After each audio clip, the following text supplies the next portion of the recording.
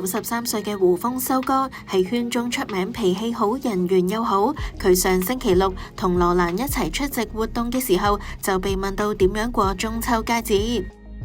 我中秋咧就屋企咧有17人嚟到同我食飯都陪我咯，係啦啲孫啊、啲仔女啊、啲侄啊咁樣同埋啲妹啊咁咯，係好熱鬧，好熱鬧，好開心，好開心熱鬧之中咧就缺少一樣嘢咯，缺少啲嘢咯咁咯。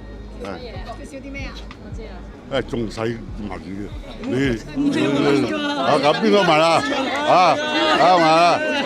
又講聲對唔住，冇錯。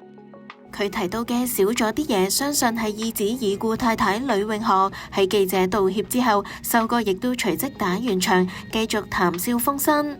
修哥過去接受訪問嘅時候，都不時被問到同太太嘅往事。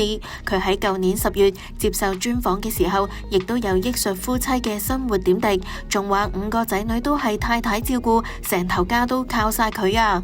提到太太喺2016年突然離世，修哥都好坦白咁話，直到而家都仲好掛住佢啊！